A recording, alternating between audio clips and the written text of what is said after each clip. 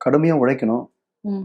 யார் என்ன சொல்றாங்கன்ட்டு அது இந்த காதுல வாங்கி அந்த காதுல விட்டு உன்னுடைய ஃபோக்கஸ் நீ எதுல ஒரு பாட்டு எழுதுறியா, அந்த பாட்ட எப்படி ப்ரொடியூஸ் பண்ண போற மக்களுக்கு? அந்த பாட்டுக்கு என்னென்ன பண்ணணும்? இத பண்ணணும். எப்படி எழுதணும்? வார்த்தைகள்ல வந்து போதைப் பொருள் இருக்கக்கூடாது. மக்களுக்கு மகிழ்விக்கிற மாரி. ஒரு கிண்டல், கேலி கலந்த மாரி ஒரு ஜாலி. கிண்டல், கேலி இருக்கலாம். கிண்டல், கேலி வந்து நம்ம பேசிக்கலையா? ஒரு ஃப்ரெண்ட்ஸுக்குள்ள கேலி பண்ணிக்கலாம், கிண்டல் பண்ணிக்கலாம், காமெடி இதெல்லாம் வச்சு பாட்டு எழுதுறேன். இப்போ உதாரணத்துக்கு எவ்வளவு பேர் பாட்டு பண்ணிட்டு இருக்காங்கல்ல இப்ப தம்பிங்களா. ஆமா. இப்போ ஸ்டவ் மேல கடாயி அந்த பாட்டு ம். அது ஒரு கேட்கறதுக்கு ஒரு வைபா ஓகே.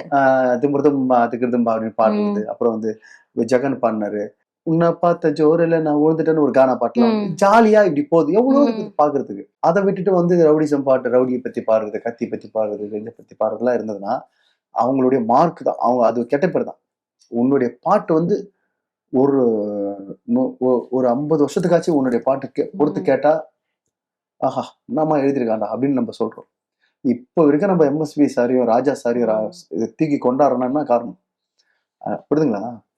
அது மாதிரி வந்து நம்ம பாட்டு எழுதுறோம், ஒரு பாட்டு லிரிக்ஸ் எழுதுறோம்னா ஒரு 10 வருஷம் கழிச்சு அந்த பாட்டு கேட்டா நல்லா இருக்கும். அந்த மாதிரி பாட்டு எழுதணும். வர்ற தம்பிங்க அந்த மாதிரி ஒரு ஜாலியா பாட்டை கொடுத்தா அவங்க மேல வரலாம். இந்த மாதிரி கொடுத்தா அது வந்து அவங்களுடைய லேபிள் கம்மியாகும்.